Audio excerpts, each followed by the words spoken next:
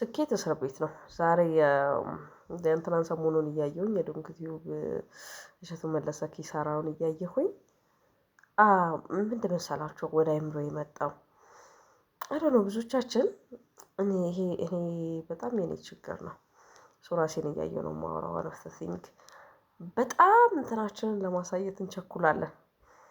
ይሄ ምንድነው ስኬታችንን በጣም ነው ስኬታችንን በጣም ያውቅነጠነጠናል ማለት ይሄ አንዳንዱ ነገር እግዚአብሔርን ማመስገኛ በሚመስል መልኩ ከዚህ አንስቶ እዚህ ያደረሰኝ ምናምን በሚል ሰበብ እንትን እንላለን ነገር ያለንን ነገር በጣም ማሳየት እንፈልጋለን።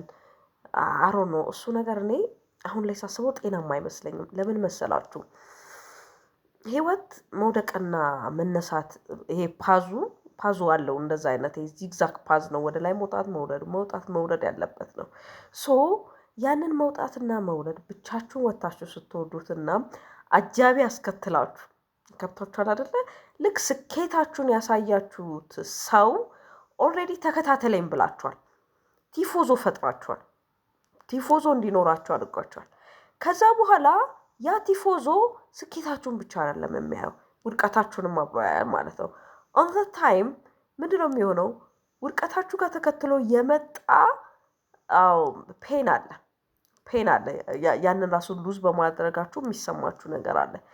ከዛ ኢን አዲሽን ቱ ዳት ደግሞ አይምሯችሁ ምን ያመጣል? ሰዎች ለእናንተ ሊሉ ስለሚችሉ ነገሮች ምን አገባኝ ምን አስጨነቀኝ ምናምን ልትሉ ትችላላችሁ። ግን አይምሮ ምን አስጨነቀኝ ብሎ አይተውም።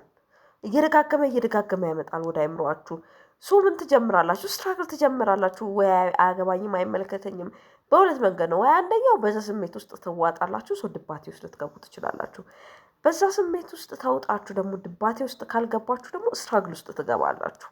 ስትራግል ውስጥ አምራይት አምሮን ካምራይታ እንደዛ አይነት ስትራግል ውስጥ ስለምትገቡ ስኬትን ማሳየት ስኬትን ማስጮህ ምንን ያመጣል? በዛ ስኬት መታሰርን ያመጣል። ሉክ የሰዎች ስኬት ለሌላው ሰው እግዚአብሔርን የማመስገኛ ምክንያቱ ሳይሆን የማማረሪያ ምክንያቱ ነው። ማማረሪያ ሪዝኑ ለምን ሰጠኸው ሳይሆን ለምን አልሰጠኸኝም ነው። እግዚአብሔርን ሰው ረስተኸኛል እኔ ረስተኸኛል እኮ ሲል ሌላን ሰው እንትናን አስታፍሰከዋል እያለ ሊሆን ይችላል። በአይምሮ ለምሳሌ እድለቢስ ነኝ ብሎ ሲያስብ ይሄ ሰው እድለኛ ነው እነ እንትና እድለኛ ናቸው ምናምን ብሎ ወደ አይምሮ ሲያስብ ነው የኔ ይለያል የሚለው እንጂ ሁሉም ሰው የሚያልፍበት የህይወት መንገድ ከሆነ በቃ ተመሳሳይ ነው። ለምሳሌ ኢትዮጵያ ውስጥ አብዛኛው ሰው ድሃ ስለሆነ ሰው በድህነቱ ተጽናንቶ ይኖራል። ያን ያህል በተለየ መልኩ ምን አይነት የተለየው እድለቢስ ነኝ እያለ አያማርርም። ግን ኢማጂን ደግሞ እንዴት ነው ዲያስፖራ ሆነው አሜሪካ ሄደው ድህነት ለሚወድቁ ሰዎች ሴም ሳይኮሎጂካል ኢሹ አያልፉም። ሶ ይሄ ልክ ስኬትን ራሱ እንትን አባባላችን ራሱ ምን አለን? በተለይ እኔ አሁን ላይ በፍጹም ማድረግ ብዙም ከማልፈልጋቸው ነገሮች ምንድን ናቸው መሰላችሁ? ምንድነው ሰው አድርገኝና ሰው ይግረመው። ያ ነገር ሰው ይገረምልኛል እኮ የተሶኬ ለተወሰኑ ጊዜያቶች እኮ ሰው ይገረምልኛል። ሰው ቢገረምልኝም እንዴት እግዚአብሔርን ምህረቱን በሷ ላይ አገነነ። አቤት እግዚአብሔር ድንቅ ሰራላት። እግዚአብሔር ለካ አይንንም ያሻግራል።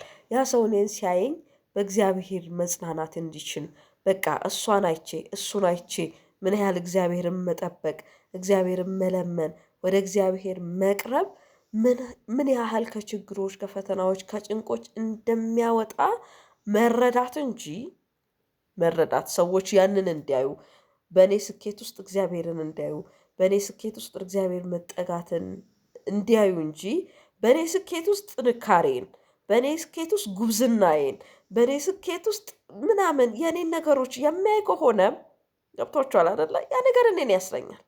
ከዛ መውደቅ እፈራለሁ። ፊር ኦፍ ፌሌሪቲ ያ መውደቅ መፍራት ችግሩ መውደቃችሁ ላይ ቀር ይችላል። ዘሞበን ስትወርቁ እንደምትነሱ እኮ ታውቁታላችሁ። ነገር ግን አስተያየቶቹ ይሰብሯችኋል። አይምሮአችሁን ይሰብራል። ከዛም በኋላ አይምሮ ሲሰበርስ ትኩረታችሁ ሶሉሽን ላይ ከሚሆን ይልቅ እንዴት ከገባሁበት መቀመቅ ውስጥ ልውጣ ከሚለው ሶሉሽን ይልቅ ትኩረት የሚያደርገው ምንድነው? ሰዎች ስለኛ ስለሚሰጡት አስተያየት ነው የምንጨነቀው። በጣም አይምሮአችንን የሚያውከው ምን ይሉኛል የሚለው ባንፈልግም ነው። አልፈልግም ስላልከው አይምሮ አትፈልግም በቃ ትቼዋለሁ አላስብም አይልህም። ያሰላስለዋል፣ ያወጣዋል፣ ያወርደዋል። ምንም ነው የማይሰማ አይምሮ። አይሰማም በጭራሽ፣ አይሰማም በጭራሽ። ስለዚህ የሰው ስኬት እግዚአብሔርን ማማሪያ ነው። እኔንስ ለምን ዝም አልከኝ? ለእኔማ በቃ እግዚአብሔርማ ታዳላለህ፣ እግዚአብሔር ታዳላለህ ብሎ ሰው ሲያማርር ለእንትን አድርገህለን ለእኔ ትተሃል ነው። ለምን ለእኔ ተውከው? ለምን ለዛ ሰው አደረክለት አይደለም። ኢንፋክት ለእኔም ለምን አታደርግም ነው። አይታችሁ ከሆነ ደግሞ ችግር ውስጥ ያሉ ሰዎች ደግሞ እግዚአብሔርን የማመስገኛ ምክንያቶች ናቸው። እንኳን ችግር ውስጥ ገቡ አይደለም ተመስገን አምላኬ እንደዚህ ያላደረገኝ፣ ተመስገን አምላኬ ሆስፒታል ውስጥ አለመግባቴ፣ አለመታመሜ። በተለይ የታመመ ሰው እያየን የተቸገረ እያየን ችግሩን የገባበትን ነገር እያየን እኛ እግዚአብሔር እናመሰግናለን። እዛ ውስጥ ባለመግባታችን፣ እዛ ውስጥ ባለመሆናችን ምናምን እያለን እግዚአብሔርን የማመስገኛ ምክንያት ይሆኑናል ማለት ነው። ምክንያት ይሆኑናል ሰው ይሄ በጣም ስኬትን ማስጮህ፣ ስኬትን ማውራት፣ እንዴት ከውድቀታችን እንዴት እንደተነሳን እንዴት ምናምን እንደሆንን ምናምን እያስጮሁ ማውራት ነገ እንስታሰርበታለን። ሰንሰለት ነው፣ ሰንሰለት ነው። የምን ሰንሰለት? ውድቀትን የመፍራት ሰንሰለት። ውድቀትን የመፍራት ሰንሰለት ደግሞ ሳይኮሎጂን ይጎዳል፣ ስነ ልቦናን ይጎዳል። ይሄ ራሱ አባባል ምን ይባላል? አቤት አቶ አግኝቶ ከማጣት ይሰውራችሁ ይባላል። አግኝቶ ከማጣት ይሰውራችሁ የሚባለው አንዱ ላይክ ብዙ ምክንያቶች አሉ፣ ግን አንዱና ትልቁ ምክንያት ምንድነው? ሰዎች የሚሰጧችሁ ነገር፣ ሰዎች እሷ በስማ ተብሎ ሰዎች የሚተቿችሁ ነገር ሌላ አዲሽናል ነው፣ ሳይኮሎጂካል። ብቻችሁን ብትወርቁት ግን እኔ ብቻዬን ወድቄ ያውቃለሁ። በጣም ላይክ ደረስኩበት ካልኩት ከፍታ በቃ እኔ አሁን ጥሩ ፖዚሽን ላይ ጥሩ እየሄድኩኝ ነኝ እየሮጥኩኝ ነኝ ምናምን ብዬ በጣም ትልቅ ደረጃ የደረስኩኝ ከመሰለኝ እንትን እንዲህ ቁልቁል ነው የወረድኩት። ቁልቁል ማለት እንዲህ ፓራሹት በሉት እግዚአብሔር ላጥ ብዬ ነው የወረድኩት። በቃ ላጥ ብዬ ይሄ ተንደርድሬ ነው በቃ እየሮጥኩ የወረድኩት ማለት ነው። በቃ ይሄ እየተምዘገዘኩ ነው የወረድኩት። ሁላ እንትን ብዬ አይደለም የወረድኩት፣ ግን በዛ ውድቀቴ ውስጥ ብቻዬን ነበርኩኝ። ገብቷቸዋል። ስኬቴም ለራሴ ነበረ። ምናልባት በአካባቢ የነበሩ ትንሽ ሰዎች ቢያውቁ ነው ሩት እንደዚህ ሆነች ኦኬ ዛትስ ጉድ ምናምን ሶ በቃ ሰዎች ረስተውታል። ከዛ በኋላ እኔም ውድቀት ውስጥ ስገባ ሰዎችም ረሱኝ። ኤቭሪባዲ የሚያውቁኝ ሰዎች ሁሉ የሚያውቀኝ ሰው ያለ እስከማይመስል ድረስ ሰው ሁሉ ረሳኝ። ሰው ሁሉ እግዚአብሔርን ጓደኛ ረሳኝ፣ ዘመድ ረሳኝ፣ በቃ ሰው ሁሉ ረሳኝ ማለት ነው። አይ ጀስት ላይፍት አለውን በቃ ብቻዬን ቀረሁኝ ነገር ምናምን እና ብቻችሁን ስትቀሩ ያው ስትራግል ታደርጋላችሁ ምናምን፣ ከዛ ድባቴ ውስጥ ለመውጣት ጊዜ ይፈጅባችኋል ምናምን።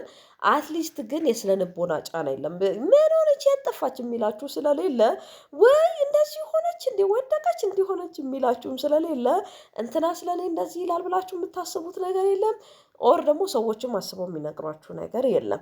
ኦር አንዳንዱ ነገር ከስንት ጊዜ ምናምን እንትን ብለው ቢያገኛችሁም ያው ወር ሀፕን ምናምን ብለው ይጠይቋቸዋል። ከዛን ይረሱታል። ያን ያህል ኢሹ አትሆኑም። ሶ ኢሹ ሳትሆኑ ስትቀሩ እናንተ ቀስ ብላችሁ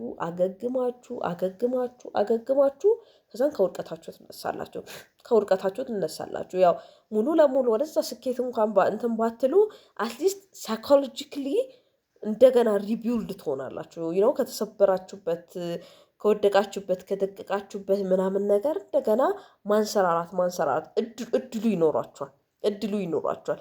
ወይራስ ግን የብዙ ሰዎች አይን ሲኖሩ፣ የብዙ ሰዎች ትኩረት ሲኖሩ፣ የብዙ ሰዎችን እንትን አቴንሽን ስትወስዱ ያን የምትጨነቁት ስለ እናንተ መውደቅ ብቻ ሳይሆን የእናንተን መውደቅ ሌሎች እንዴት እንደሚተነትኑ፣ ደካማ መባላችሁ፣ አቅመቢስ መባላችሁ ምናምን መባላችሁ እሱ በጣም እንትን ይላችኋል፣ ይከነክናችኋል።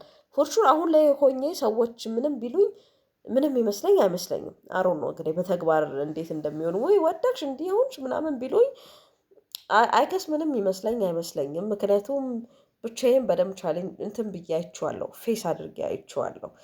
ግን አሁን ላይ የተረዳሁት ስኬቴም ለራሴ ውድቀቴም ለራሴ ቢይዘው ጥሩ ነው ብዬ አስባለሁ። በጣም ለመናገር ለማሳየት ለምናምን መሮጡ ነገ ቀለበት ውስጥ መግባት ነው። ስለዚህ ከአሁኑ ማግኘታችንንም ማጣታችንም ሁሉም ለእግዚአብሔር ክብር ይሁንልን ብለን